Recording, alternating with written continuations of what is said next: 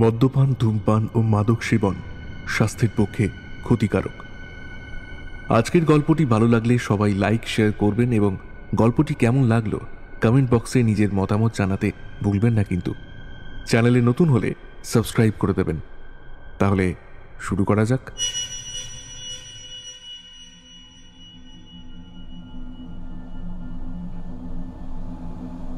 হঠাৎ সন্ধ্যেতে আমরা বিভিন্ন ধরনের গল্প প্রচার করে থাকি, অলৌকিক, গোয়েন্দা, তন্ত্র, মন্ত্র ইত্যাদি।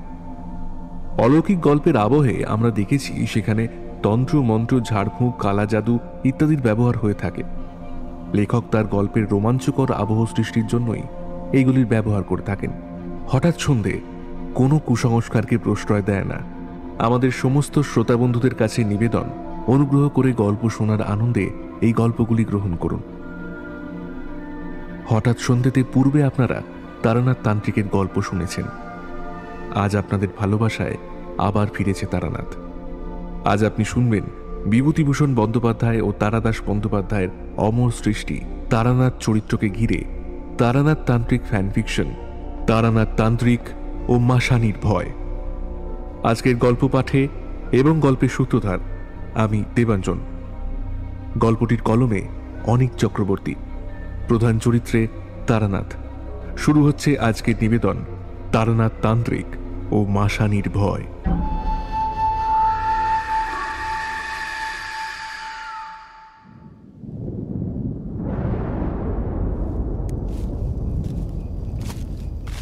বাইরে ঘনিয়ে আসা মেঘ দেখে মৃণালী কিন্তু বেশ চিন্তায় পড়ল। তার কাছে ছাতা নেই, তবু খোলামেলা এই পথ দিয়ে হেঁটেই তাকে বাড়ি ফিরতে হবে। আসলে সে গিয়েছিল কালী মন্দিরে তার মানতের পূজা দিতে, আর সেইখান থেকে তার ফিরতে ফিরতে অনেকটাই দেরি হয়ে গিয়েছিল। এই কালী মন্দিরের দায়িত্বে আছেন বাঁশবাতি গ্রামের চৌধুরী পরিবার। সেইখানে ওরা এই ভাদ্র মাসের তিথিতে পূজার ব্যবস্থা করেছিলেন, আর সকল গ্রামবাসীকে পাত পেড়ে ভোগ প্রসাদ খাওয়ার জন্য বিশেষভাবে একটা ব্যবস্থা ছিল। মৃণালী এই গ্রামের হরি চাটুর্যের স্ত্রী। হরি চাটুর্যের সাথে সে এসেছিল মন্দিরে। ওইখানেই মৃণালী অন্যান্য সকল মেয়েদের সাথে আনুষঙ্গিক কাজে ব্যস্ত হয়ে পড়েছিল। তাই কীর্তন দেখে ফেরার সময় তাকে যখন হরি চলে আসার জন্য বলেছিল, তখন মৃণালী বলেছিল, তুমি বাড়ি ফিরে যাও, আমি চৌধুরী বাড়ির কাজগুলো একটু গুছিয়ে ফিরে যাচ্ছি। ছেলেকে নিয়ে ফিরে গিয়েছিল হরি, রয়ে গিয়েছিল তার স্ত্রী। একে একে সকলেই চলে গিয়ে যখন ত্রিপল আর মন্দির চত্বর একেবারে ফাঁকা হয়ে গিয়েছিল, ওই সময় তার কাজ শেষ হয়।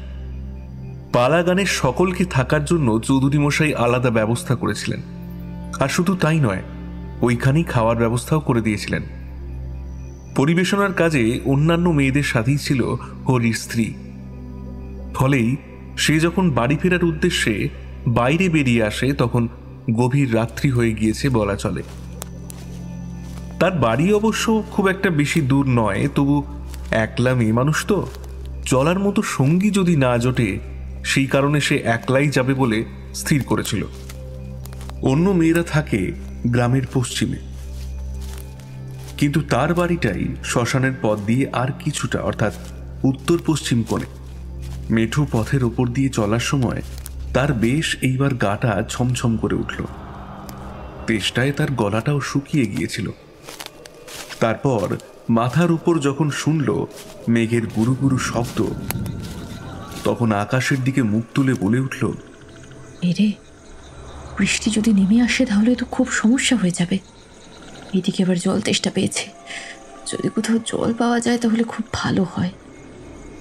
টিপ টিপ করে বৃষ্টি পড়তে শুরু করলো। এইবার গায়ে বাদলার জল পড়ার ফলে সে এইবার দ্রুত চলতে চলতে পৌঁছে গেল একেবারে শ্মশানের পাশ দিয়ে যে পথটা শুরু হয়েছে সেইখানে। ওই সময় তার চোখে পড়ল কেউ যেন একটা কলসি নিয়ে দাঁড়িয়ে রয়েছে। দাঁড়িয়ে থাকতে সে যাকে দেখল তাকে সে কোনো দিন দেখেনি।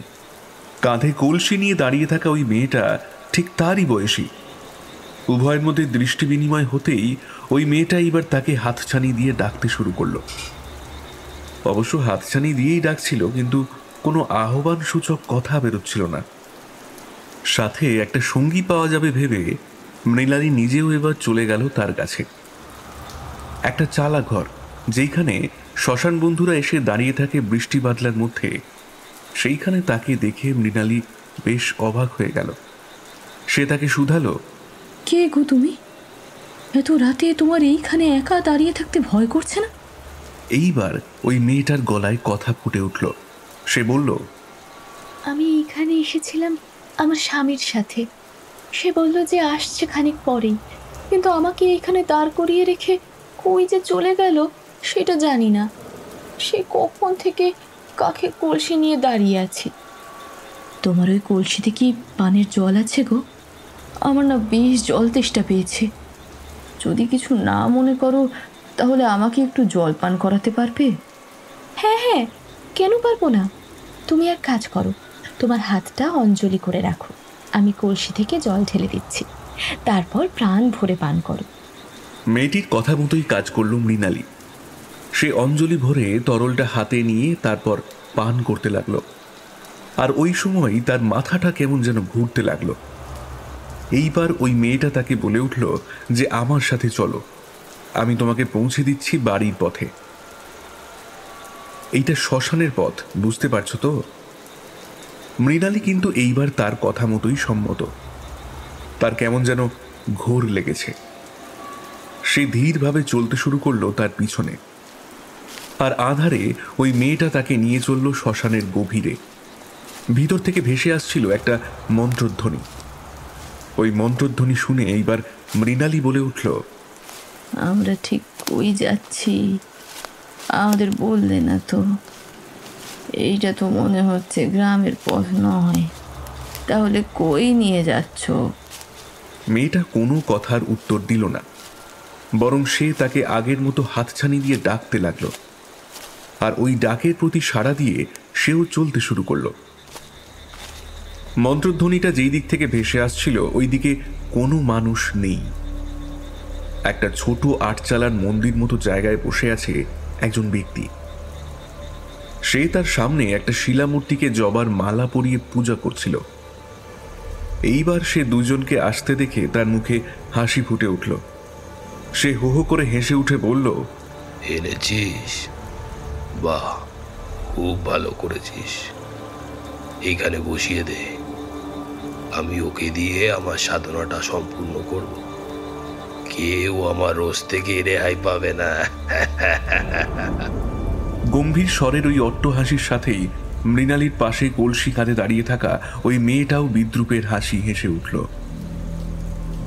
যে ঘোরটা এতক্ষণ ঘিরেছিল মৃণালীকে, সেইটা ওই বিকট অট্টহাসির চোটে কেটে গেল।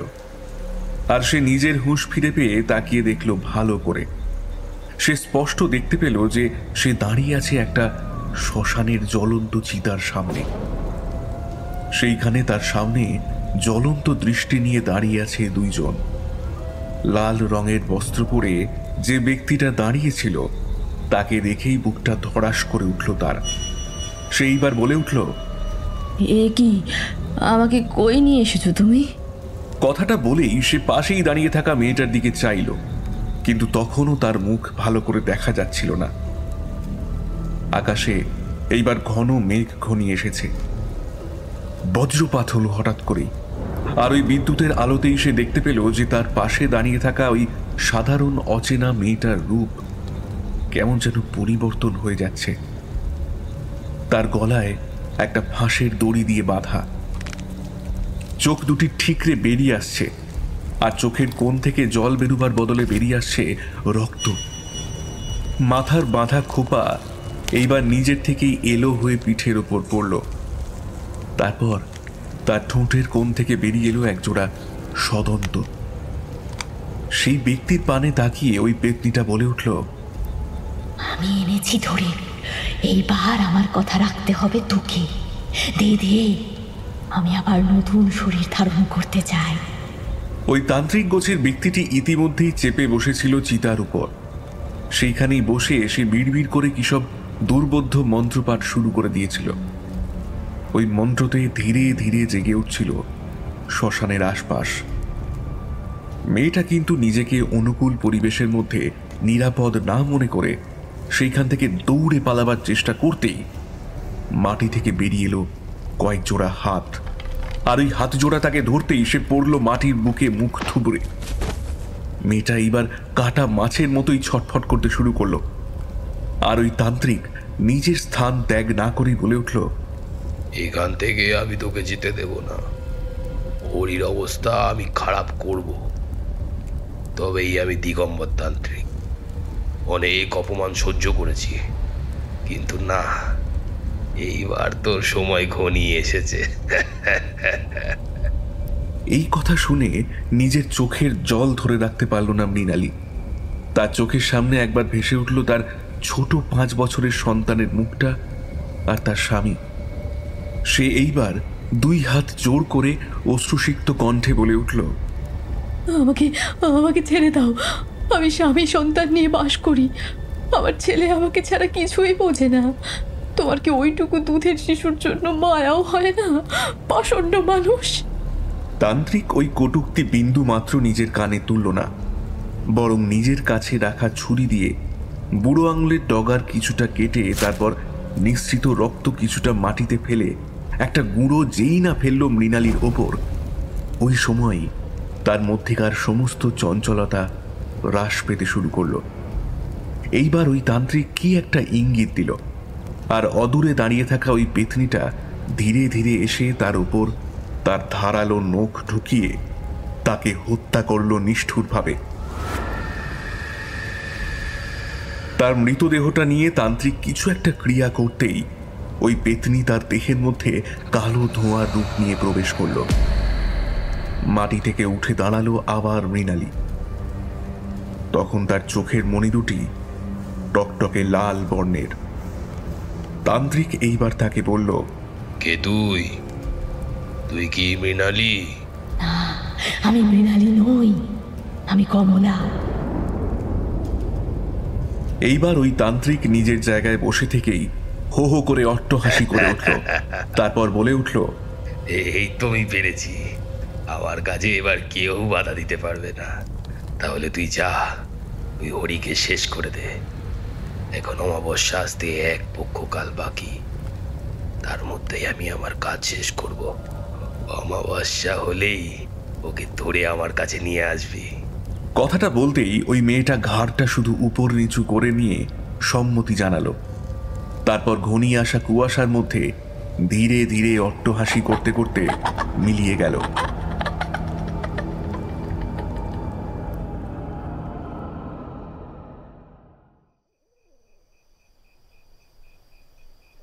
শ্মশানের ধারে কাছে যে ঝোপঝাড় ছিল, ওই ঝোপঝাড়ের আড়ালে লুকিয়ে থাকা কিছু প্রেত এইবার উল্লসিত হয়ে উঠল। অন্ধকার পথের মধ্যে দিয়েই মৃণালী একাই হেঁটে যাচ্ছিল। তার দৃষ্টির মধ্যে ফুটে উঠেছে খিদের তৃষ্ণা। পুকুর পাড়ে 2 হাঁস জোড়া চড়ছিল, সেদিকে নজর গেল এইবার মৃণালীর। সে ওইদিকে এগিয়ে গেল কিন্তু হেঁটে গেল না ওইদিকে। মাটি থেকে কয়েক ফুট উঁচুতে ভাসমান হয়ে রইল, তারপর সোজা এগিয়ে গেল ভেসে ভেসে। আর ওই সময় সে ওই পুকুরের থাকা হাঁস দুটিকে ধরল তার 2 হাত বাড়িয়ে। তারপর নারকেল গাছের আড়ালে যে ঝোপটা আছে তার অন্ধকারে চলে গেল। এই পুকুরটা ছিল আসলে ঘোষালদের। ওই পুকুরে ইদানিং মাছ চুরি যাচ্ছিল, তাই তারা পাহারাদার নিযুক্ত করেছিল। ওই পাহারা টহল দিতে দিতে অন্য দিকে চলে গিয়েছিল। ওই টহল দিয়ে সে যখন এই দিকে এসে পৌঁছালো, তখন তার নজরে পড়ল যে পুকুরে হাঁস দুটি নেই, বরং ওই পুকুর একেবারে খাঁ করছে, আর পুকুরের জলের ওপর পড়েছে চাঁদের আলো। এমনিতেই চাঁদের আলোতেই সবকিছু পরিষ্কার দেখা যাচ্ছিল। সে তবু সন্দিহান হয়ে এগিয়ে এলো ওই পুকুরের কাছে। আর এসেই তার গাটা ছমছম করে উঠল। সে এইবার নিজের মনেই বলে উঠল, আরে এইখানে ওই হাঁস দুটি ছিল তাই না? তাহলে সেই দুটি গেল কোথায়? কোন বেটা চুরি করলো? উফ, আর পারি না। গ্রামের এইখানে দিনকে দিন চুরির পরিমাণ যেভাবে বাড়ছে, তাতে একটা গাদা বন্দুকের দরকার আছে। কালই গাদা বন্দুকের জন্য কর্তাকে বলবো। যাকে দেখবো চুরি করতে তাকে গুলি মেরে দেব। আরে ওই দিকের ঝোপের ওইখানে ল্যাজ তুলে একটা বিড়ালকে দেখতে পাচ্ছি না। ওই কালো রঙের হুলো বিড়ালটা ওইখানে কি করছে? কথাটা নিজের মনেই বলতে বলতে সে ওই ঝোপের দিকে এগিয়ে গেল। আর গিয়েই তার মাথার চুলগুলো খাড়া হয়ে উঠল। ঝোপের মধ্যে সে হ্যারিকেনের আলোটা উস্কে দিয়ে দেখল যে একটা মেয়ে উবু হয়ে বসে আছে, আর সেইখানে রক্ত আর পালকের ছড়াছড়ি। তাই দেখেই সে 2 পা পিছিয়ে এলো, কিন্তু বুকে সাহস সঞ্চয় করে বলে উঠল, এই কে রে তুই? তোর সাহস তো কম নয়। কর্তার এইখানে কারোর প্রবেশ নিষিদ্ধ, জানিস না তুই? কিন্তু কথাটা বলেই সে যে ভুলটা করলো সেইটা বুঝতে পারল খানিক পরে। মেয়েটা উবু হয়ে বসে রইল ঠিকই, নিজের স্থান থেকে নড়ল না একটুও, কিন্তু তার ঘাড়টা ঘুরে গেল তার দিকে সম্পূর্ণভাবে। আর ওই মুখে তখন লেগেছিল রক্ত আর পালক। পালকগুলো রক্তমাখা ওই মুখের দিকে দিকে আটকে গিয়েছিল। সে এইবার হেসে উঠে খোনা সুরে বলে উঠল, কিরে, তুই আমাকে ধরবি? নে, আমার কাছে এগিয়ে আয়। আয়, ধর, আমি তো তোর সামনেই দাঁড়িয়ে আছি।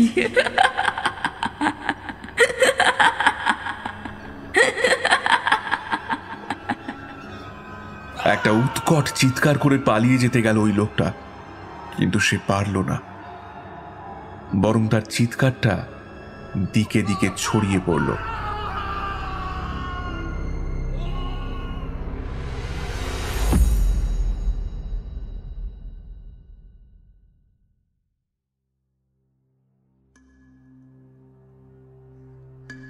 দুই দিন টানা বৃষ্টি হওয়ার পরে আজকে একটু বৃষ্টিটা থেমেছে।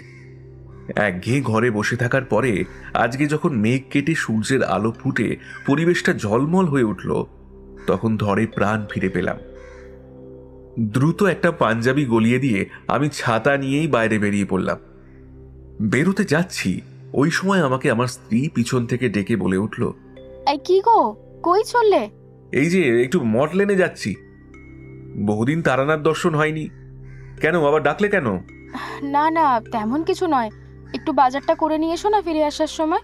বিরক্ত হয়ে বললাম, দেখো ঘন্টাখানেক কিন্তু লাগবে, কিন্তু ফিরে আসার সময় অবশ্যই আনাজপাতি করে আনবো, চিন্তা নেই। বাইরে বেরিয়ে গেলাম আর একটা সিগারেট ধরিয়ে নিয়ে চলতে শুরু করলাম মটলেনের দিকে। কিন্তু ওই সময় আমাকে চমকে দিয়ে আমার পিঠে কার একটা হাত বেশ বেগের সাথে পড়ল। আমি পিছনে তাকিয়ে অবাক বনে গেলাম আর বললাম, উফ কিশোরী, তোর কি বুদ্ধি শুদ্ধি হবে না? ছেলে মানুষই করলে চলে? একবার নাম ধরে ডাকলে কি মহাভারত অশুদ্ধ হয়ে যাবে নাকি? সে এক গাল হেসে বলল, না হে বিভূতি, ওই কথা নয়। আসলে আমি দেখলাম যে বাজারের থলি তোমার হাতে যাচ্ছে, তাই তোমাকে পিছন থেকে একটু চমকে দিয়ে রসিকতা করতে চাইলাম। যাকে, তোমার গন্তব্য কোথায়? ঠাকুরমশাইয়ের কাছে যাচ্ছি ভাই। টানা বৃষ্টির মধ্যে বসে থেকে যে কত ঠাকুরমশাইয়ের গল্প শুনতে মন চেয়েছিল সেইটা তোমার জানা নেই। চলো চলো, পাসিং শো কিনে ওনার কাছে বসে গল্প শুনতে যাই। হ্যাঁ, আমিও ওই কারণেই যাচ্ছিলাম, ওনার বাড়ির দিকে। কথা বলতে বলতে আমরা পথ চলছিলাম, আর ওই সময় আমরা যে মটলেনের কাছেই এসে পৌঁছেছি সেই খেয়ালটা ছিল না। মোড়ের মাথা থেকে পাসিং শো কিনে নিয়ে গলির মধ্যে প্রবেশ করলাম, আর ওইখানে গিয়ে দরজার টোকা দিয়ে বললাম, ঠাকুরমশাই আছেন নাকি? 2 বার করাঘাত করার পরে দরজা খুলে দিল চারি। চারি দরজা খুলে আমাদের দেখতেই তার চোখ মুখ উজ্জ্বল হয়ে উঠল। সে হাসি মুখেই বলে উঠল, কাকা বাবুরা যে, আপনাদের দেখে ভীষণ খুশি হয়েছি। আসুন আসুন, ভেতরে আসুন। বাবা আপনাদের জন্য ভেতরে বসেই আছেন। তুইও তো অনেকদিন পরেই এলি মা। যাক, ভালো আছিস তো? চারি ঘাড় নেড়ে ভালো আছে বলে চলে গেল। আমরা ভিতরের বৈঠকখানার ঘরে ঢুকে পড়লাম আর দেখলাম যে তক্তপোষের ওপর একটা কোলবালিশে ঠেস দিয়ে খোলা জানলার দিকে তাকিয়ে উদাস নয়নে আকাশের দিকে তাকিয়ে আছেন ঠাকুরমশাই, আর ওনার হাতে হুঁকো ধরা। সেইখান থেকে ধোঁয়া বেরুচ্ছে। আমাদের পায়ের শব্দ শুনে উনি সোজা হয়ে বসে পড়ে আমাদের বললেন, তোমাদের কথাই চিন্তা করছিলাম। আসলে অনেক অভিজ্ঞতা লাভ, কাহিনীর স্মৃতি জেগে উঠে মনের মধ্যে, যেইগুলো ভাবলে নিজেই অবাক লাগে। আসলে শ্রোতা না পেলে সেইগুলো শোনাতে পারি না। আর এই সময়ই সেইগুলো যখন চিন্তা করি তখন গা একেবারে শিউরে ওঠে। কিন্তু ঠাকুরমশাই, নিজে চিন্তা করলে হবে? আমাদেরকেও তো শোনাতে হবে। এই আমরা বসলাম। এখন আমাদের ওই অভিজ্ঞতার কাহিনীগুলো শোনান দেখি। একবার ঘুরতে ঘুরতে চলে গিয়েছিলাম বাঁশবাদী নামে ছোট পাড়া গ্রামে। গ্রামটা বাঁশবাদী নাম যেমন, তেমনি সেইখানে আশেপাশে যেদিকে চোখ পড়ে শুধুই বাঁশ আর নল খাঁকড়া বনে ভর্তি। তারপর দুই পাশে যেই দিকে চোখ যায় শুধু ধান আর পাটের ক্ষেত। তারপর অনেকগুলো গাছ একসাথে জটলাবদ্ধ হয়ে দাঁড়িয়ে রয়েছে দেখেছিলাম। ওই গাছের মাথায় নানাবিধ নানা বর্ণের পাখি বাসা বেঁধেছে। আমি যখন প্রবেশ করেছিলাম তখন মাথার উপর সূর্যদেব উঠে গিয়েছেন, আর বেলা অনেকেই দেখলাম যে স্নান করে ফিরছে। তারপর নদীর পাড়ে বাঁকে করে একজন দই বিক্রেতা দই আছে বলে হাঁকতে হাঁকতে যাচ্ছে। কাছে পিঠে অনেকগুলো কুড়ে ঘর রয়েছে। আবার এই গ্রামে আছে অনেক দালান কোঠা বাড়ি। আমি পথ চলতে চলতে বেশ ক্লান্ত হয়ে গিয়েছিলাম, তাই চলার পথে প্রথম যখন কোনো কুড়ে ঘর দেখলাম ওইখানে এসে দাঁড়িয়ে পড়লাম। দিনের আলো ওই বাড়ির উঠোনে পড়েছে, আর রোদে বসে একজন খালি গায়ে রোদ নিতে নিতে নিবিষ্ট মনে বানিয়ে চলেছে একটা মূর্তি। মূর্তিটা খড়ের কাঠামো তৈরি হয়েছিল, শুধু মাটি লেপা বাকি ছিল। আমি এইবার তার পিছনে দাঁড়িয়ে যেতেই সে আমাকে অস্বস্তি বুঝতে পেরে বলে উঠল, কে আপনি? আর এই ভর দুপুরে এইখানে এলেন যে? আপনাকে তো ঠিক চিনতে পারলাম না। আসলে আমি একজন ভবঘুরে পথিক, আর শুধু তাই নয়, ঘুরতে ঘুরতে এইখানে চলে এসেছি আর আমার বড্ড জল তৃষ্ণা পেয়েছে, তাই আমি একটু জল পান করতে চাই। কিন্তু আমরা যে কায়স্থ, আপনি কি আমার হাতে ছোঁয়া জল খাবেন? সেটা কি ঠিক হবে? আমি একজন তান্ত্রিক, পথে পথে 12 মাস যাকে ঘুরে বেড়াতে হয় তার কি অত জাতপাত মাথায় থাকে? মানছি আমি ব্রাহ্মণ, কিন্তু তাই বলে শুধু একটা সামান্য জল খেতে গেলেও কি এইসব মানামানি করতে হবে? আমি ওইসব মানি না। দাও আমাকে জল, বরং জল খেয়ে নিজের তৃষ্ণাকে শান্তি করি। কথাটা শুনে উঠে গিয়ে ভেতর থেকে একটা ধোয়া ঘটির মধ্যে জল ভর্তি করে আমাকে খেতে দিল। আমি জলটা খেয়ে কিছুটা শান্ত হলাম। তারপরে আমি চারিদিকে একবার তাকিয়ে নিলাম। দেখে আমার মনে হচ্ছিল এই গ্রামে কোনো একটা সর্বনাশ হবে কিছুদিনের মধ্যে। আমি উপলব্ধি করতে পারলাম যে এই গ্রামে কিছু না কিছু আছে যা ধীরে ধীরে আড়াল থেকে বেড়ে উঠছে। এটাই আমাকে বেশ ভয় পাইয়ে দিল। আমার থেকে সেই লোকটা এক মনে চেয়েছিল, তারপর সে নিজের কাজে মন দিল। আমি দেখলাম যে সে অতীব দক্ষ কারিগর, কেননা সে কালী মূর্তিটা বেশ ভালো করে বানিয়েছিল। তারপর সে আমাকে জিজ্ঞাসা করলো, আপনি কোত্থেকে এলেন? আপনাকে তো এইখানে দেখিনি। আর আপনার নাম কি? আমি হলাম তারানাথ চক্রবর্তী। আমার কোনো স্থায়ী ঠিকানা নেই। আমি আগেই বলেছি, বাইরের দুনিয়াই হলো আমার ঘর বাড়ি। আমি গ্রামে থাকার আগেই ছিলাম নৈহাটিতে। সেইখান থেকেই ট্রেন ধরে চলে এসেছিলাম। এইভাবেই ঘুরে বেড়াই, আর যদি কোনো মানুষের বিপদ বুঝতে পারি তাহলে নিজের জীবন দিয়ে তাকে সাহায্য করি শেষ অবধি। তারপর ঈশ্বর সহায় হলে বাকিটা উনি করে দেন। কিন্তু আমাকে তোমার নামটা তো বললে না, আর ওই মূর্তিটাই বা কার জন্য বানাচ্ছ? ঘরের কাঠামো আগাগোড়া ভালো দেখে নিয়ে এইবার সে পাশের যে বালতিটা ছিল সেই থেকে কিছুটা জল মাটির স্তূপে ফেলে বেশ ভালো করে এঁটেল মাটিটা মাখতে মাখতে বলল, ঠাকুরমশাই, আমার নাম হলো নিমাই সামন্ত। এই গ্রামে সকলে আমাকে নিমে বলে ডাকে। এককালে আমি এই অঞ্চলে ডাকাতি করতাম, তারপর সব ছেড়ে ছুড়ে দিয়ে এইখানে এসে বাস করতে শুরু করেছি। আমি খুব অল্প বয়স থেকেই ঠাকুর বানাই, আর ডাকাতির পর এটাই আমার রোজগারের মাধ্যম হয়ে গেল। এই ঠাকুরটা আমি গ্রামের হরিচাটুর্যের জন্য বানাচ্ছি। সে বায়না দিয়ে গিয়েছিল। কিন্তু এখন কিসের দরকার? এখন তো অমাবস্যা কিংবা কালী পুজোর সময় নয়।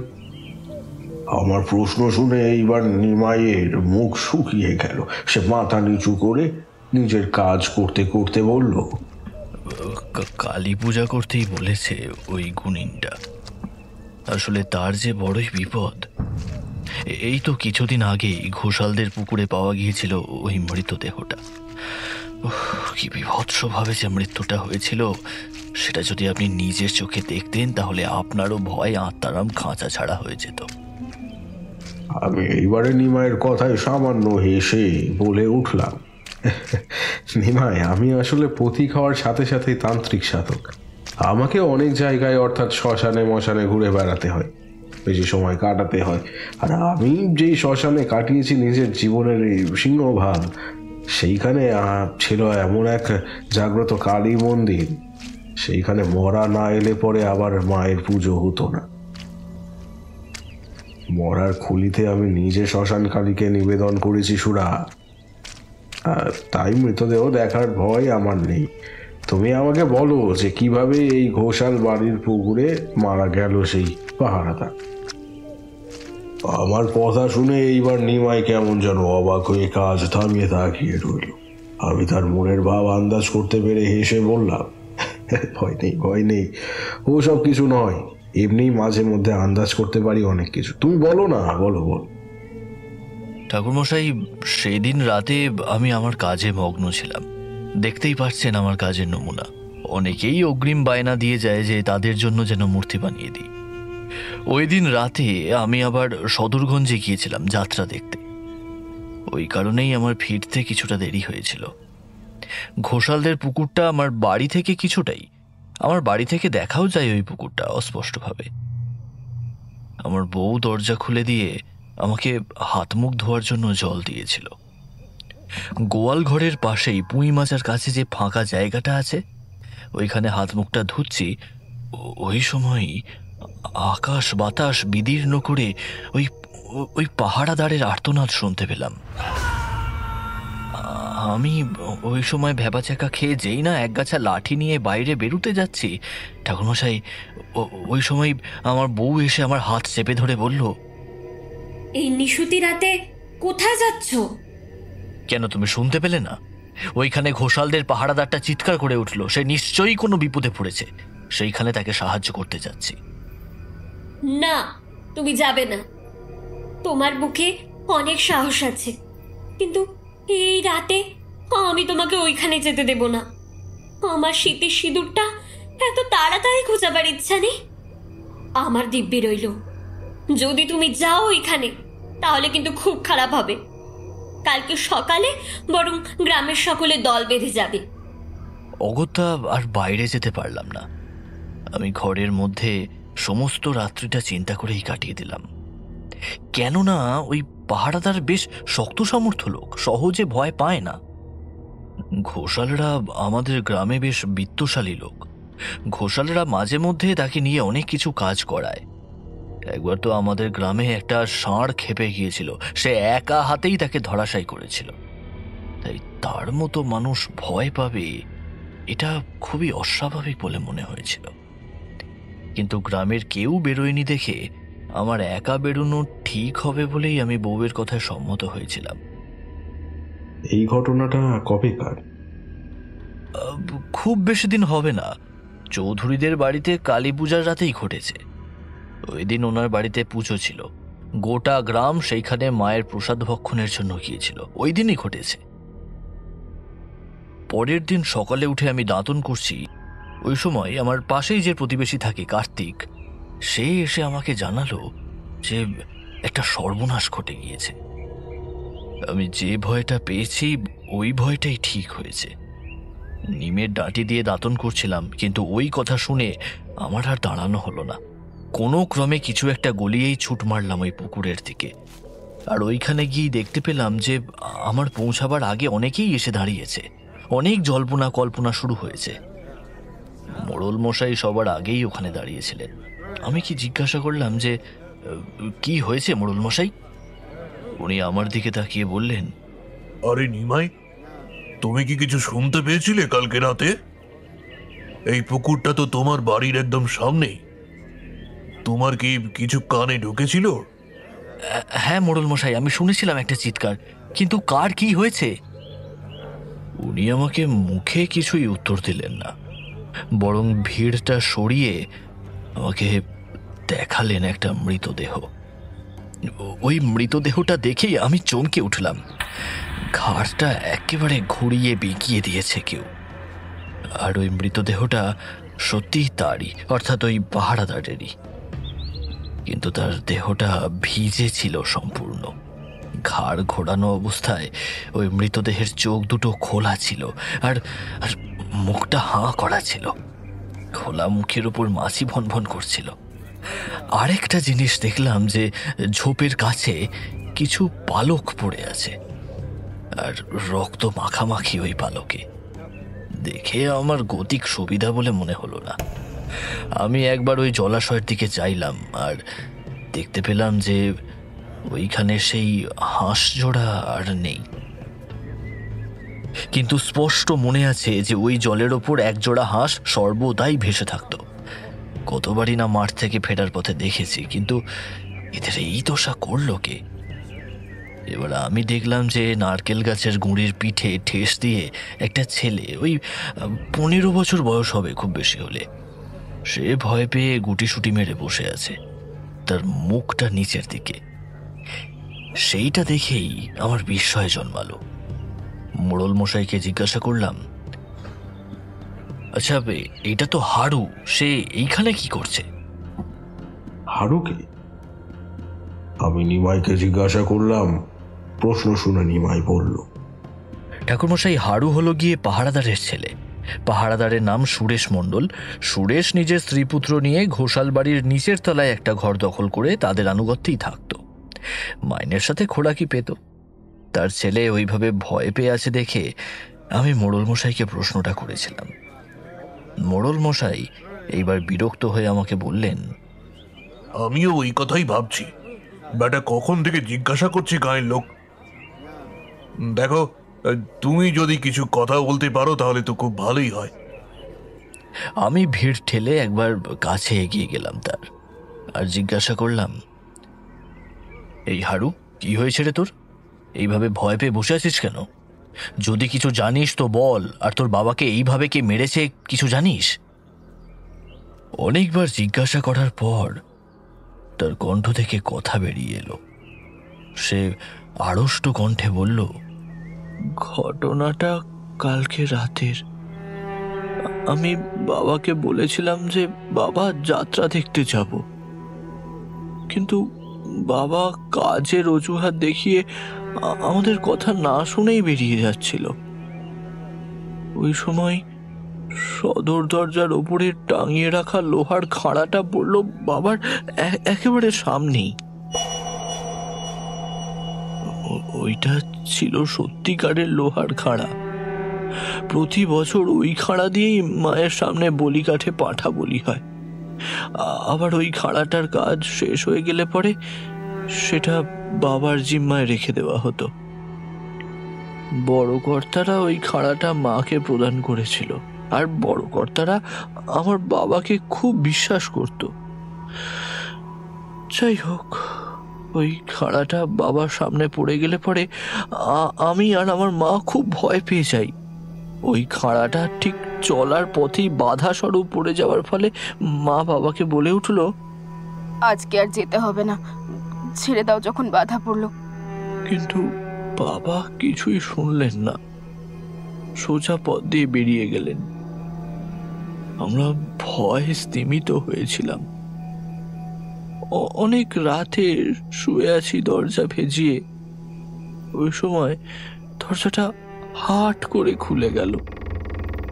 পাশেই মা শুয়েছিল। মায়ের ঘুম এমনিতেই পাতলা, তাই ওইটার কারণেই মা ঘুম থেকে উঠে পড়ল আর আমাকে একটা হাত দিয়ে ধরে নিয়ে তাকিয়ে রইল দরজার দিকে। দরজাটা খোলার পরে দেখলাম যে বাইরের দেওয়ালটা জ্যোৎস্নায় ধপধপে সাদা হয়ে আছে, কিন্তু কোনো বাতাস বইছিল না। তাহলে দরজাটা কে খুলল? আমরা ভয় পেয়ে গুটিসুটি মেরে শুয়ে রইলাম বিছানায়।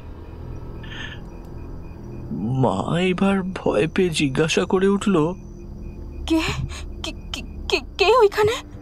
কোনো উত্তর এলো না, বরং শুনতে পেলাম যে কেউ আমাদের দিকে এগিয়ে আসছে।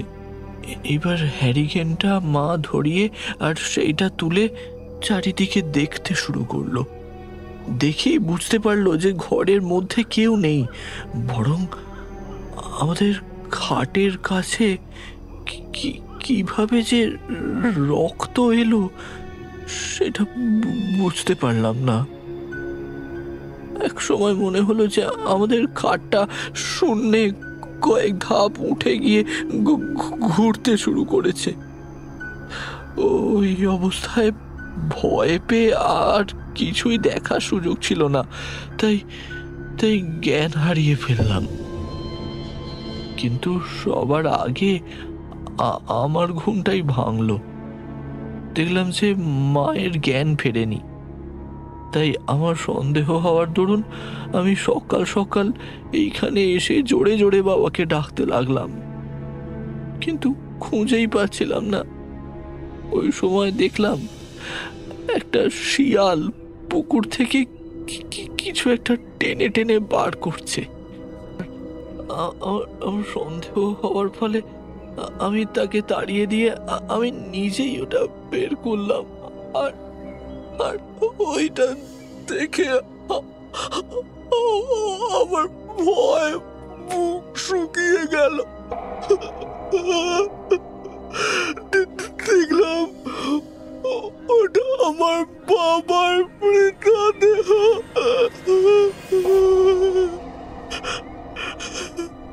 ঠিক তারপরে আমি গ্রামের লোকেদের ডেকে নিয়ে আসি এখানে। ঠাকুরমশাই, হাড়ু ওই কথা বলেই ফুঁপিয়ে ফুঁপিয়ে কাঁদতে লাগলো। আমরা তার মৃত্যু রহস্য কিছুই বুঝতে পারলাম না।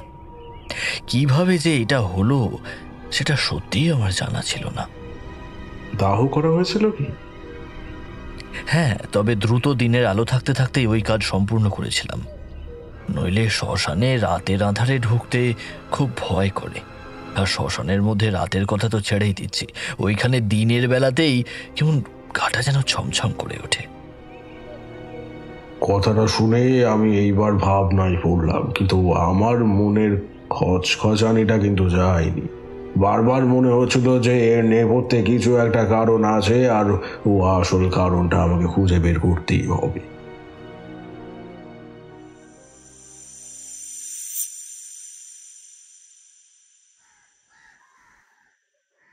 ঠাকুরমশাই, আপনি কি ওই বাঁশবাতি গ্রামে গিয়েছিলেন ঠিক এই কারণের জন্যই, নাকি অন্য কোনো কারণেও যেতে হয়েছিল? একটু খোলসা করে বলুন না। কথাটা জিজ্ঞাসা করল কিশোরী। ঠাকুরমশাই এইবার আমাদের আনা পাসিং শো ধরিয়ে বললেন, ওই কারণটা ছিল সম্পূর্ণ অন্যরকম। এই গ্রামের আনাচে কানাচে যে মৃত্যুগুলো হচ্ছিল তার তো একটা কারণ ছিল। কে যে ওইভাবে মারছে মানুষগুলোকে সেটা তো জানতে পারিনি তখন। ঠিক ওই একই ঘটনাটায় ঘটে যায় আরো 2 বার। ও সেইগুলো সবই আমার আসার আগে ঘটেছিল। আর ওই কারণে নিমাই তার স্ত্রীকে নিজের বাপের বাড়ি পাঠিয়ে দিয়েছিল। ওইখানেই থেকে গেলাম। আমাকে যথেষ্ট সেবা যত্ন করলো সে। দুপুরে খাওয়া দাওয়ার পরে সে আমাকে আবার এক ছিলিম তামাকও সেজে দিল। আর ওই তামাক সেজে দেওয়ার পরে নিজের কাজে মগ্ন হলো। আমি দেখলাম গোটা দুপুর থেকে সন্ধে অবধি সেই ওই কালী মূর্তিটা সম্পূর্ণ করলো। যখন চক্ষুদান করছিল ওই সময়টা আমার মনের মধ্যে খেলে গেল একটা অদ্ভুত অনুভূতি। স্পষ্ট মনে হলো যে মা এইখানে এসেছেন। সে যখন কাজ করছিল তখন আমার কি মনে হলো জিজ্ঞাসা করলাম, আচ্ছা তোমাদের এইখানে কালী পুজো করতে কে বলেছিল? ওই ঘোষাল বাড়ির কোনো এক ছোকরা ধরে এনেছিল এক গুণিনকে। গুণিন আমাদের গায়ে এসে ওই পুকুরটা দেখে আর গ্রামের মাটি পরীক্ষা করে বলেছিল, এই গায়ের বাতাসে মিশে আছে শ্মশানের গন্ধ, আর এই গায়েই তোদের মাঝে কেউ একজন অপশক্তির অংশ নিয়ে আছে, তককে তককে আছে। ওর গায়ের গন্ধ আমি পাচ্ছি। তাকে যদি সমূলে শেষ না করা যায় তাহলে কিন্তু সে সকলকে শেষ করে ফেলবেই, এ কথা আমি বলে রাখছি। এবার চৌধুরীর যে গৃহস্বামী ছিল সে বলে উঠল ওই গুণিনকে উদ্দেশ্য করে, তাহলে তাহলে আপনি কিছু একটা করুন। আপনি যা বলবেন ওই কাজই আমরা করব। চিন্তা করবেন না, শুধু দিনক্ষণ স্থির করে বসে পড়ুন কাজে। জায়গা আর কাজে সামগ্রী দেওয়ার দায়িত্ব আমার। না, এই কাজ আমার দ্বারা হবে না।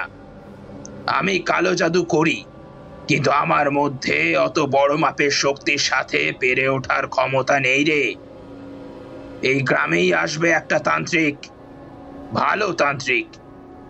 ওই তান্ত্রিক ভালো এবং মানুষের উপকারের জন্য নিজের সাধন শক্তি ব্যয় করে, বুঝলি? ও আসার পরেই তাকে দিয়ে একটা কালী পুজো করিয়ে নিস, তাহলেই হয়তো একটা বড় ঝঞ্ঝা আসবে। তবে সেইটা রুখার ক্ষমতা সে পাবে ওই কালী পূজার মাধ্যমেই। কথাটা মনে রাখিস। আর হ্যাঁ, একটা কথা, এই পূজা কিন্তু তোর বাড়িতে করলে হবে না। এবার চৌধুরী মশাই বেশ ক্ষুণ্ণ হলেন এবং ম্রিয়মাণ হয়ে তাকে বললেন, কিন্তু কেন? কি কমি আছি আমার বাড়িতে?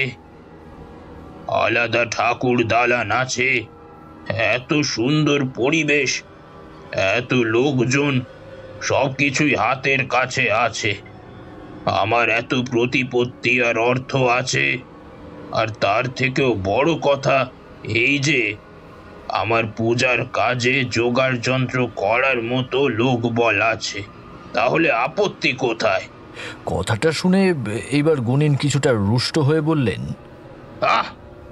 তোর মতে তো আর পূজাটা হবে না। যে কালী পূজা করলে গ্রামের সার্বিক মঙ্গল হবে সেইটার নিয়ম মেনেই করতে হবে। সামান্য ভুল ত্রুটি হলে পরেই একে বিপদে তার উপর আর বিপদ ঘনিয়ে আসবে। তাই আমার কথা শুনে এই পূজা করতে হবে উত্তর পূর্ব কোণে অবস্থিত কোনো এক ব্রাহ্মণের বাড়িতে।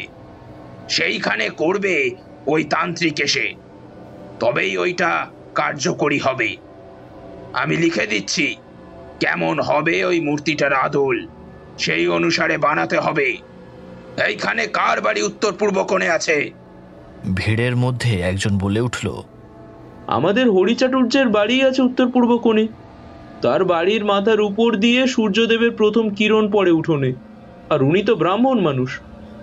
চৌধুরীবাবু এইবার নিজের লোকজন নিয়ে সেখানে গেলেন, আর সেই সাথেই চলে গেলেন গুণিনও। গুণিনরা গিয়ে দেখল যে উঠোনে একটা বিরাট পেয়ারা গাছ আছে। ওই গাছের ছায়া যেখানে পড়েছে ওইখানে পূজাটা করতে বলল।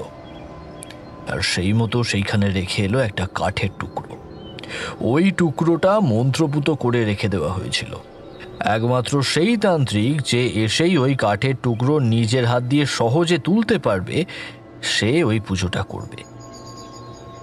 আমার এইবার কৌতূহল হলো, জিজ্ঞাসা করলাম, মূর্তিটা দিতে কি তুমি আজকে যাবে হরির বাড়ি?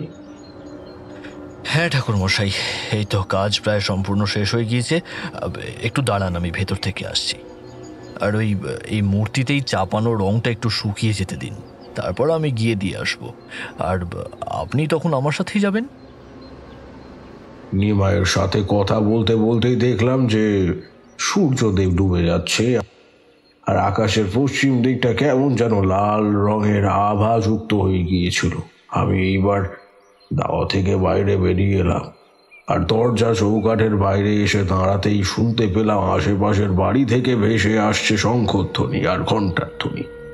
দূরে চৌধুরীদের যে মন্দিরটা আছে সেখান থেকে ভেসে আসছিল আরতির শব্দ। মোটের ওপর বেশ ভালোই লাগছিল গ্রামের পরিবেশ। অনেকদিন পর মনটা আমার উৎফুল্ল হয়ে উঠেছিল। এবার পেছন থেকে আমাকে নিমাই ডেকে উঠল। ঠাকুরমশাই চলুন, যাবেন না? আমি প্রস্তুত হয়ে পড়েছি। দেখলাম তার হাতে একটা মাঝারি মাপের কালী মূর্তি। মূর্তিটার গায়ের রং কিন্তু মিশকাল। সেইটা সে হাতে ধরে নিয়ে খালি পায়ে চলতে শুরু করলো। যে সময়ের কথা বলছি, এই সময় 10 গায়ে কেউ বেশি জুতো জোড়া পরতো না, মানে চল টল ছিল না, বুঝলি। আমি ঠান্ডা বাতাস গায়ে মাখতে মাখতেই চললাম ওইদিকে। নিমাইয়ের বাড়ি থেকে হরির বাড়িটা দূরেই বলা চলে, গায়ের অন্য মাথায়। এই বাড়িটা মাঝে আবার একটা নদীও পড়ে।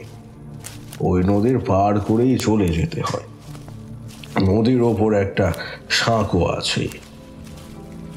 আমরা যখন যাচ্ছি ওই সময় চোখে পড়লো যে ছোট ছোট ছেলেরা মিলে বিরাট মাঠের মধ্যেখানে ছুটে বেড়াচ্ছে আর ঘুড়ির লড়াই খেলছে। দেখে খুব ভালো লাগলো, কিন্তু এইবার নিমাই তাদের দিকে তাকিয়ে চোখ রাঙিয়ে বলে উঠল, এই তোদের বলেছি না যে সন্ধ্যের পর এখানে থাকবি না? জানিস না তোদের একজন সঙ্গী হারিয়ে গিয়েছিল? এইটা কিন্তু তার শিকারে বেরোনোর সময়। ধরতে পারলে কিন্তু তখন খেলতে যাওয়ার স্বাদ ঘুচে যাবে, সাবধান করে দিচ্ছি। কথাগুলো শুনে ওই ছেলেরা নিজেদের ছোড়াছুটি থামালো আর ওইখান থেকে পাত্তারি গুটিয়ে চলে গেল নিজেদের বাড়ি। আমি নিমাইকে বললাম, বেশ তো খেলছিল, ধমকা দিলে কেন? খামোকা কেন ভয় পাওয়ালো? সে কোনো উত্তর দিল না, বরং সে দ্রুত চলতে শুরু করলো। আমি কিছুই সারমর্ম বুঝতে পারছিলাম না। তার পিছু নিতে নিতে যখন পৌঁছালাম হরির বাড়ির কাছে, তখন আমি টের পেলাম একটা বিশ্রী গন্ধ। আর এও দেখলাম যে পাঁচিল দিয়ে একটা কালো বেড়াল লাফ মেরে নিচে নেমে আসলো, আর যাওয়ার আগে একবার আমার দিকে জ্বলন্ত দৃষ্টিতে তাকালো। আর বাড়ির মাথার ওপর কয়েকটা বাদুড় আমার দিকে ডানা ঝাপটে চলে গেল। ওই দেখে আমি বুঝতে পারলাম যে ভর সন্ধ্যায় যার বাড়িতে বাদুড় আর কালো বেড়ালের প্রবেশ অবাধ থাকে, ওই বাড়িতেই কখনো শুভ শক্তি থাকতে পারে না। আমাকে এবার নিমায় আঙুল দেখিয়ে বলে উঠল, ঠাকুরমশাই এই দেখুন, এই বাড়িটা আমরা পৌঁছে গিয়েছি। আসুন আসুন আসুন আসুন। হরিদা, বলি ও হরিদা, বাড়ি আছো নাকি? বহুবার ডাকাডাকির পরও বাড়ির ভিতর থেকে বেরিয়ে এলো এক মাঝারি বয়সের একজন ব্যক্তি।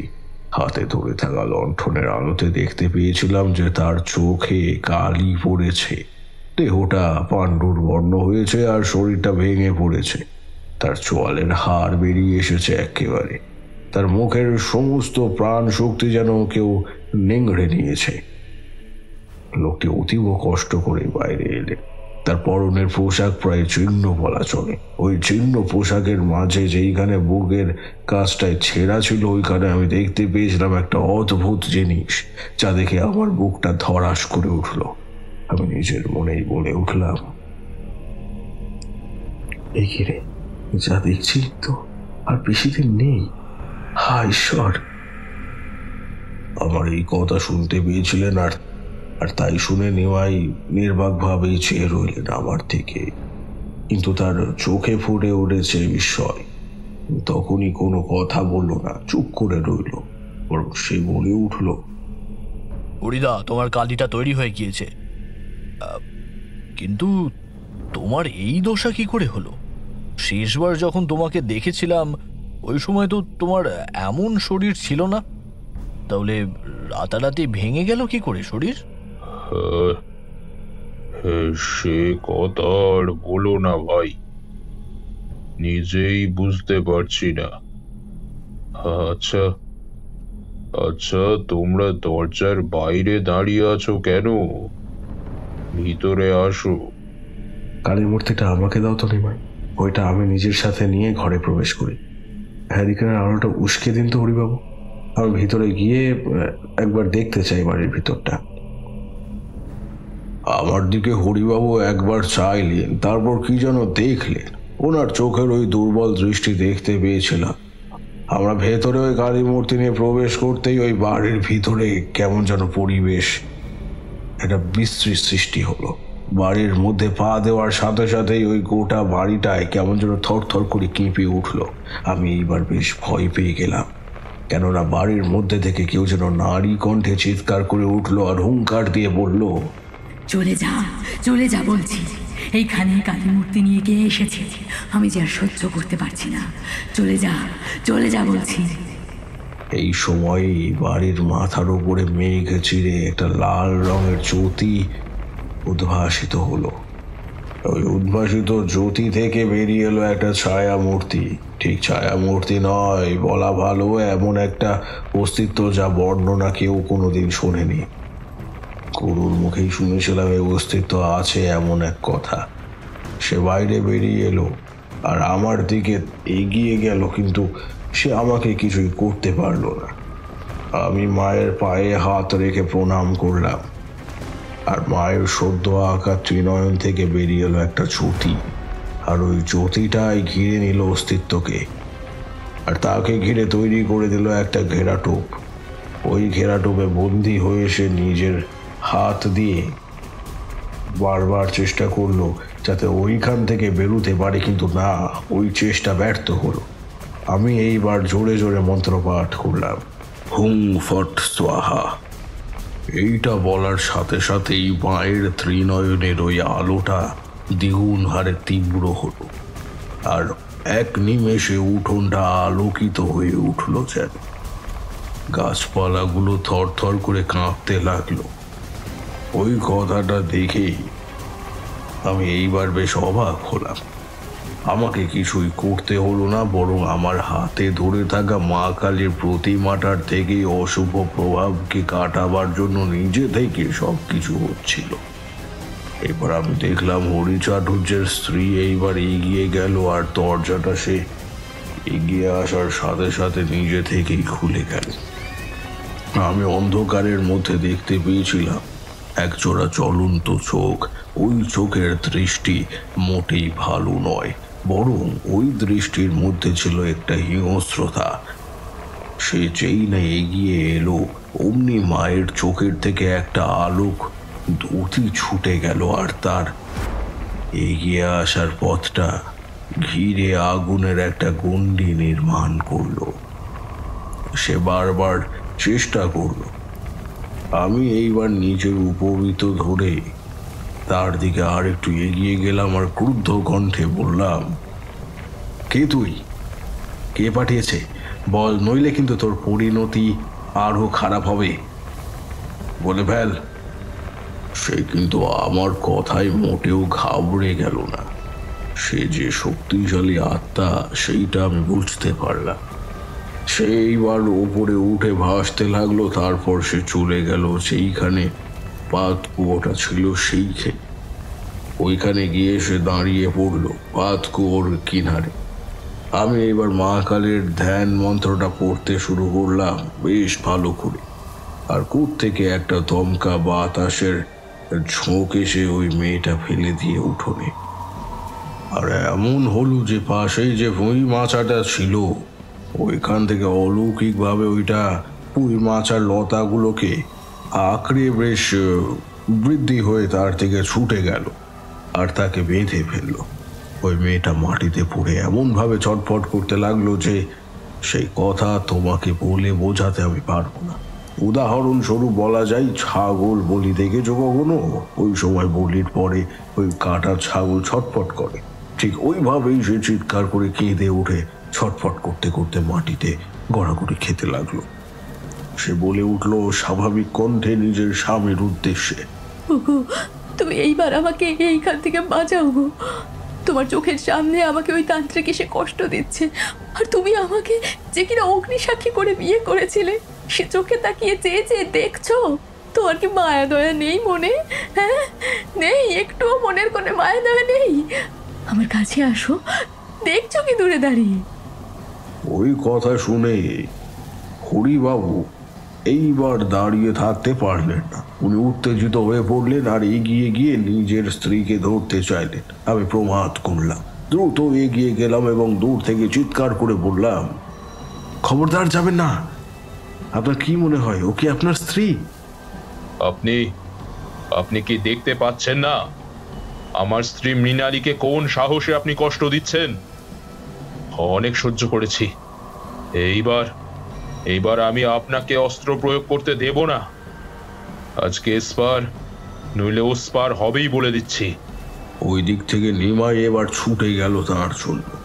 হরিবাবু কি খেপামি শুরু করেছেন? আপনার কি মাথা খারাপ হয়ে গেছে? বৌঠান কত সুন্দর ব্যবহার তার, উনি কি এমনটা করতে পারেন? ঠাকুরমশাইকে কেন আপনি বাধা দিচ্ছেন? যাবেন না ওইখানে। আমি এইবার বুঝতে পারলাম যে ওইভাবে সম্ভব নয়। দরকার পড়লে আমি ওনাকে থামিয়ে দিতেই পারতাম, কিন্তু তার দরকার হলো না। উনি নিজেই ভয় পেয়ে পিছিয়ে গেলেন। আর এই প্রেতের কাছে গিয়ে উনি দেখতে পেলেন একটা ছায়া মূর্তি হামাগুড়ি দিয়ে তাঁর দিকে ধীর পদক্ষেপে এগিয়ে আসছে। ওই এগিয়ে আসার মধ্যে ছিল একটা ভয়াবহতা। সে আমাদের বাধা উপেক্ষা করে ওইখানে গিয়ে যে নিজের স্ত্রীকে বাঁধন মুক্ত করতে গেল, ওই সময় মৃণালিনী তার কবজিটা চেপে ধরল শক্তভাবে। আর ওই শক্ত বাঁধনকে কিছুতেই ছাড়াতে পারছিল না। ওই মাথার পেছনে বেঁধে রাখা চুলের খোপাটা এইবার ভেঙে পিঠে এলে ছড়িয়ে পড়ল, যার ফলে ওইখানেই সমস্যার শুরু। এত শক্তভাবে তার হাতটা চেপে ধরা ছিল বলে তার যন্ত্রণা করছিল। মেয়েটা মাটিতে পড়ে আড়ষ্ট কণ্ঠে হাসছিল। তারপরেই ওই স্ত্রী কথাটা শুনে সে উঠে পড়ল ওই লতার বাঁধা তুচ্ছ করে দিয়ে। তারপর তার মাথাটা বারবার ঘোরাতে ঘোরাতে বলে উঠল খোনা কণ্ঠে, কি আমাকে তুই তোর স্ত্রী বলিস? আমি তোর স্ত্রী নই, আমাকে পাঠানো হয়েছে। তোকে আমি গলা টিপে শেষ করতাম। আমার সামনে কেউ মাথা তুলে দাঁড়িয়ে থাকার সাহস দেখায়নি, কিন্তু তুই যে এতক্ষণ দাঁড়িয়ে এত কথা বলছিস সেইটা ওই তান্ত্রিকের কারণে। আমাকে ওই তান্ত্রিক নিজের মন্ত্রশক্তি দিয়ে বেঁধেছে বলি, নইলে তোকে আমি শেষ করে দিতাম। আমার যে খিদে পেয়েছে, আমার রক্তের তৃষ্ণা মেটাবার জন্য আমি সব কিছু করতে পারি। আমি এখন চলে যাচ্ছি তোর স্ত্রীর দেহ ছেড়ে, কিন্তু মনে রাখিস ঠিকই আসবো, আর কালকেই সব কিছু রিপিট আনবো আমি। এই বলে মৃণালের দেহটাকে একটা ঝাঁকুনি দিয়ে ওই আত্মাটা চলে গেল। আশেপাশে ফের শুনতে পেল ঝিঝি পোকার ডাক। ওই ডাক শুনে আর মনের মধ্যে বিপদের ঘণ্টার ধ্বনি কিঞ্চিত কমে যাওয়ার কারণে আমি আমার জায়গা থেকে সরে গিয়ে পৌঁছে গেলাম হরিবাবুর কাছে। উনি ওইভাবে বসেছিলেন, কথা বেরোচ্ছে না তার কণ্ঠ থেকে, কিন্তু অনেক পরে তিনি উঠে পড়লেন আর আমার দিকে এগিয়ে এসে বললেন, ঠাকুরমশাই, ও আমার সাথে এমনটা করতে পারলো? যাকে আমি নিজের হাতে বিয়ে করে এনেছি সে আমাকে ওইভাবে খারাপ দৃষ্টি দিয়ে কথা বলল, আর ওই আমার স্ত্রী আমাকেই সর্বনাশের পথে ঠেলে দিল। এইটা কি হলো? আপনি ভেঙে পড়বেন না, কেননা আপনার স্ত্রী নয়। স্ত্রী বটে, কিন্তু আপনার স্ত্রী এখন তন্ত্রক্রিয়ার প্রভাবে আচ্ছন্ন হয়ে রয়েছে। এই দেখুন, আমার হাতে আছে মা কালীর মূর্তি। আপনি চিন্তা করবেন না, আমি ঠিকই আপনার গিন্নি মৃণালীকে ফিরিয়ে আনবো। তাতে আমার হয়তো ক্ষতি হবে কিছুটা, কিন্তু চিন্তার কোনো কারণ নেই। ওই আশ্বাস নিয়েই তো বেঁচে আছি। আপনি একটা কাজ করুন, আজকে আমাকে আপনার বাড়িতে থাকতে দিন, কেননা আজকের রাত্রিটা আপনার এখানে একা থাকাটা ঠিক হবে না। আমি ছিলাম বলে ওই পেটটা হয়তো আপনাকে ছেড়ে দিয়ে চলে গেল, কিন্তু আমি যদি এইখানে না থাকি তাহলে সে আবার ভয়ঙ্কর রূপ নিয়ে চলে আসবে। আর আপনার বুকের কাছে একটা গভীর ক্ষত দেখেই আমি সেটা বুঝতে পেরেছি। সে জানেন? কই, কিসের ক্ষত ঠাকুরমশাই? এইটা এইটা কি করে হলো? আমার তো মাথায় কিছুই ঢুকছে না। আপনি যখন গিন্নির পাশে শুয়ে ওই সময় সে নিজের তৃষ্ণা মেটাবার জন্য আপনার বুকে দাঁত বসে রক্তপান করতো প্রাণপণ, আর ওইটাই কাল হয়ে দাঁড়িয়েছিল। আমি সময় মতো এসে ভাগ্যিস দেখতে পেলাম, নাহলে যে ব্যাপারটা হাতের বাইরে চলে যেত। কি যে বলবো বুঝতে পারছি না। এবার উপায়টা কি ঠাকুরমশাই? আপনি যদি বলে দেন তাহলে আমার আর আমার গ্রামের মানুষগুলো শান্তিতে বাঁচতে পারি। হরিবাবু ব্যাকুল কণ্ঠে আমাকে শুধালো কথাটা। আমি তাকে সান্ত্বনা দিয়ে বললাম, চিন্তার কিছু নেই, মূর্তি তো তৈরি হয়ে গিয়েছে। এবার একটা কালী পুজো করলেই আশা করি আপনার ওই গ্রাম থেকে এই অপশক্তি চলে যাবে। আমি 100টা ফুল নিয়ে সেগুলোর সাথে সাধারণ একটা হোম করব। ওই হোম করার সময় অনেক বিপদ ঝড় ঝঞ্ঝা আসতে পারে, হয়তো আপনার অনেক জিনিসের ক্ষতি হতে পারে, তবে সাবধান, একদম কিন্তু চিৎকার করে আমার ধ্যান একেবারে বন্ধ করবেন না। বেশ, আমি আজ থেকেই মানসিক প্রস্তুতি নিয়ে রইলাম।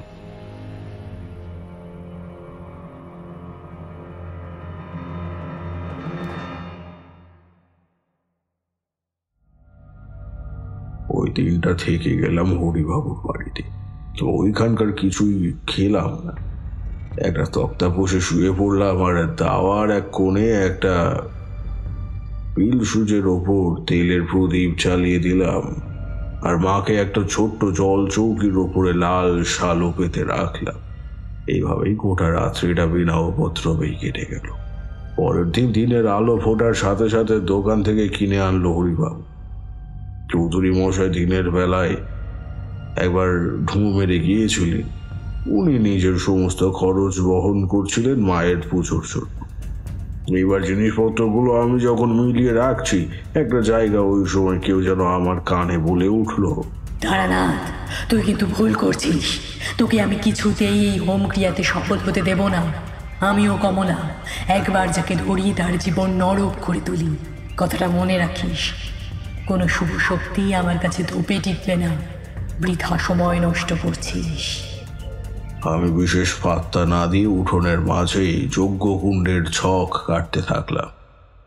আর আমার সাথে নিমাই অনেক কাজ করছিল।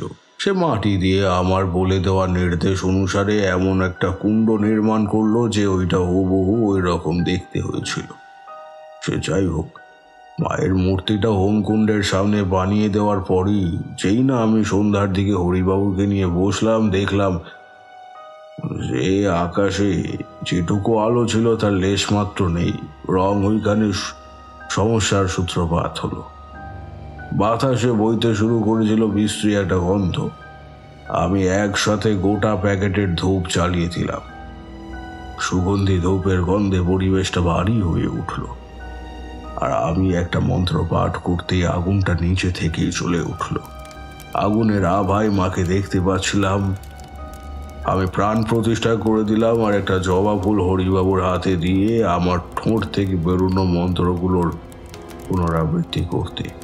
সে আমার হাত থেকে ওই ফুলটা নিয়ে তারপর ধীরে ধীরে মন্ত্রটা পড়তে যাচ্ছিল। ওই সময় তার নাক থেকে রক্ত বেরোতে লাগলো। সে আর ওই ধাক্কা নিতে পারল না। আমি দেখলাম যে আগুনের আঁচটা উস্কে ওঠার বদলে নিভে যাচ্ছে ধীরে ধীরে।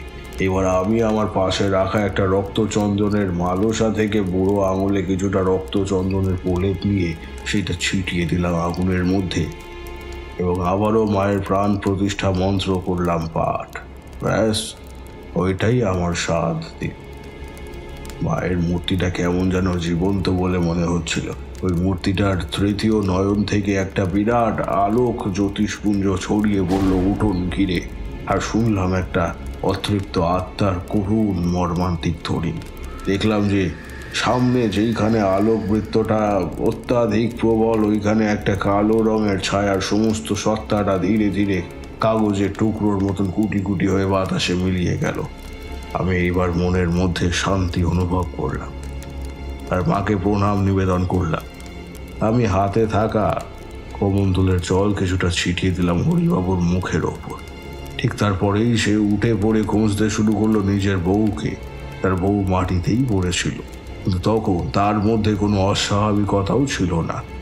এইভাবেই আমি বাঁশবাদী নামে গোটা গ্রামকে রক্ষা করেছিলাম কালী পুজো করে। গল্প বলা শেষ করলেন ঠাকুরমশাই। বাইরে ঝিঁঝি পোকার ডাক ক্রমেই বেড়ে চলেছে শুনতে পেলাম।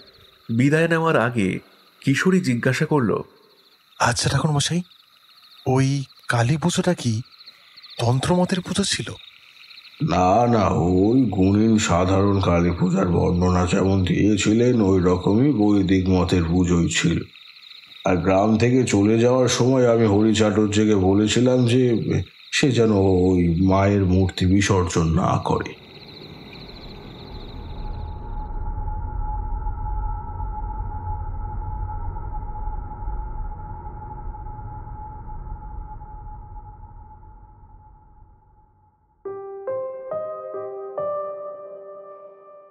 হঠাৎ সন্ধ্যেতে আজ আপনি শুনছিলেন তারানাথ তান্ত্রিকের ফ্যান ফিকশন তারানাথ তান্ত্রিক ও মাসানির ভয়।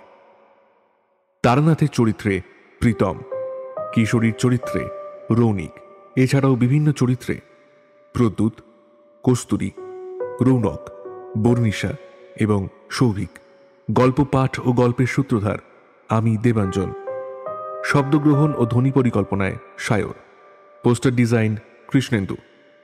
শেষ হলো আজকের নিবেদন। সঙ্গে থাকুন, আবারও এক রোমাঞ্চকর গল্প নিয়ে ফিরছে হঠাৎ সন্ধে।